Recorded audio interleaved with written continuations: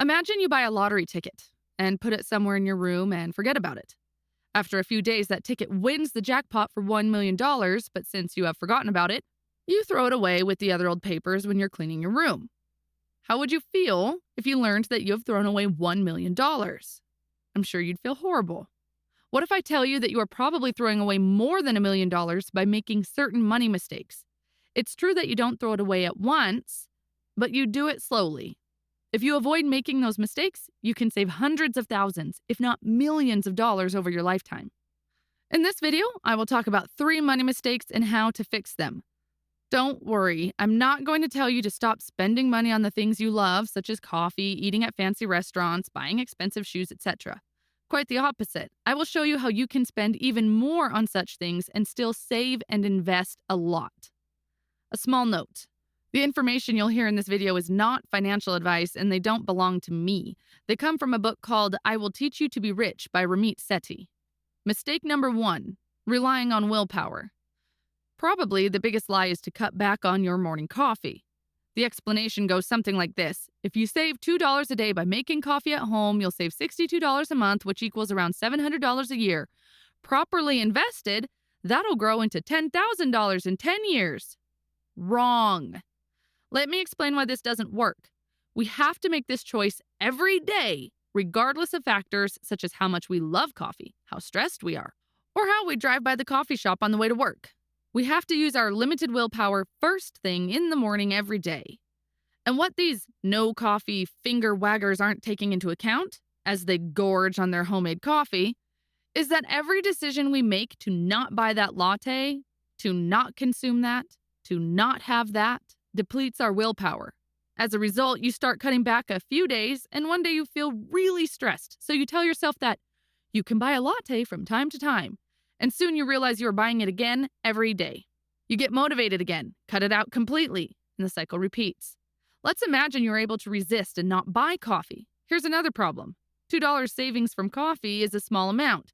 It's very hard to see its positive impact and stay motivated unless you transfer it to a different account, or literally withdraw it from the ATM and put it into some jar every time you save so that it keeps you motivated. Otherwise, it will just get lost in your account and you'll end up spending it on something else. Let's imagine you have a super discipline and you were able to keep all your coffee savings in a jar. Here's the next problem. How do you invest it? What account do you put it in? I hope you can see how this becomes much more complicated. Money mistake number 2, debating over small things. Did you ever wonder why so many people get fat after finishing high school? After graduation, you may have noticed a lot of your friends have gained weight. Usually, these are the friends who used to say things like, "There's no way I'll ever get fat." Why is that? Well, weight gain doesn't happen overnight. Instead, it creeps up on us a few grams at a time, and before we know it, we're 10 kilos heavier. So what do? We overwhelm ourselves with small choices such as which brand of protein bar to buy, which running shoes are the best, instead of focusing on the big wins of eating less and exercising more.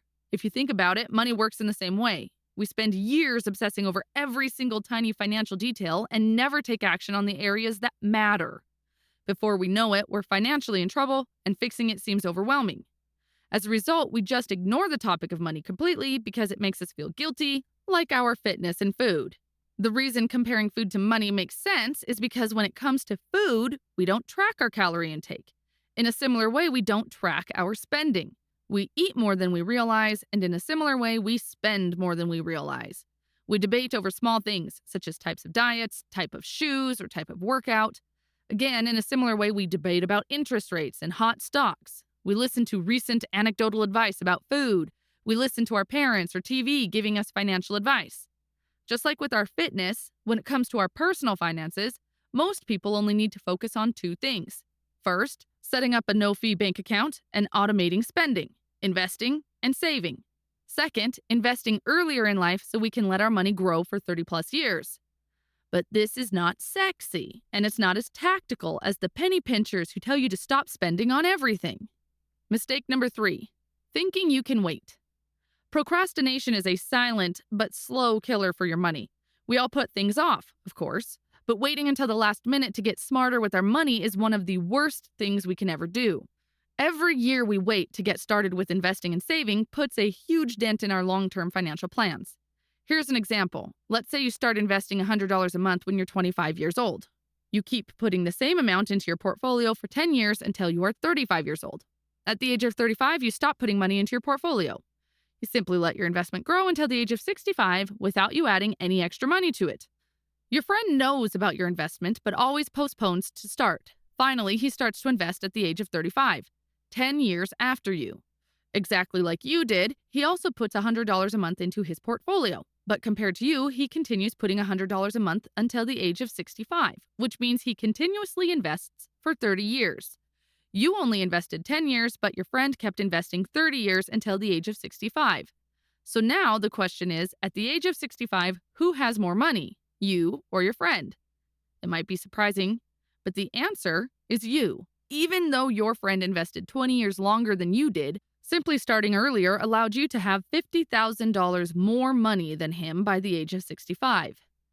It's not hard to become rich, but it takes work and consistent saving, and so it's easier for a lot of people to shrug their shoulders and put it off for another day.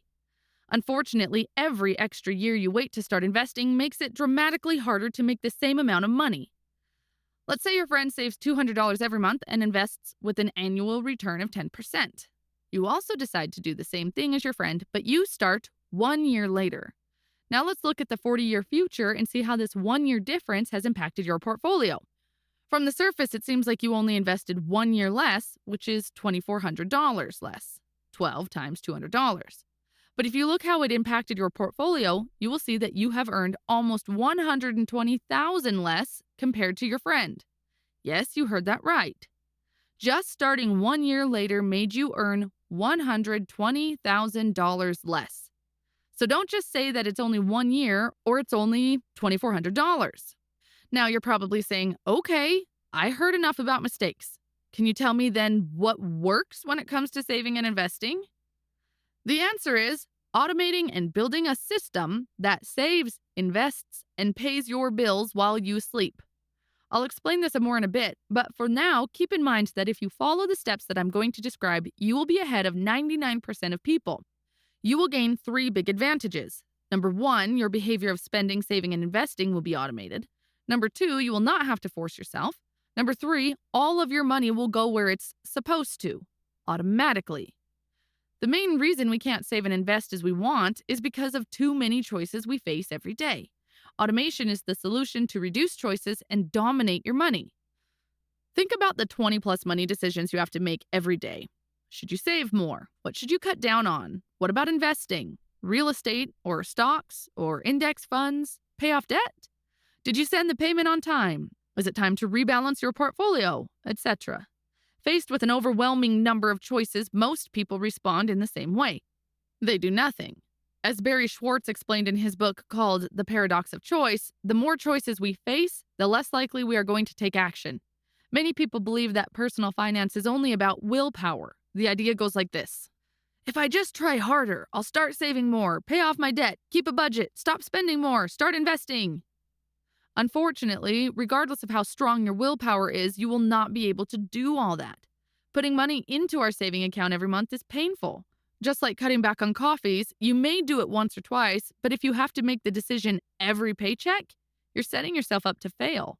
That's why automation is critical to successfully getting control over your finances. The beauty of automation is that you have to make a decision once and then maintain it with a little bit of effort. To demonstrate how automation looks like, let's look at Alex and his system as an example. Alex gets paid every month on the 15th. His employer deducts 5% of his pay automatically and puts it in his retirement account. The remaining 95% of Alex's paycheck goes to his checking account. About 2 days later, on the 17th, his automatic money flow begins transferring money out of his checking account. His investment pulls 5% for itself. His savings account pulls another 5%. Now 85% of Alex's money is remaining in his checking account. 1 day later, on the 18th of the month, his system automatically pays his fixed costs like Netflix, cable, loan, insurance, and transfers money automatically for his credit card bills. At this point, the money that remains in his account is used for guilt-free spending. That's the fun money. Since everything important is taken care of automatically, Alex can use this for anything he wants. Alex loves partying and shoes, so he spends $800 a month on just partying and buying new shoes. I hear you judging Alex for wasting money on things such as partying and shoes, but what you don't know is that Alex has a conscious spending plan. I'm sure you are wondering what that is. A conscious spending plan starts with this mindset: spend extravagantly on the things you love and cut costs mercilessly on the things you don't. Let me repeat that. Spend extravagantly on the things you love and cut costs mercilessly on the things you don't. Alex lives in a very cheap neighborhood in a very small apartment. For him, an apartment is not important since he's single and he spends most of his time at work. He also doesn't pay any gym membership. He prefers running in the park rather than training at the gym.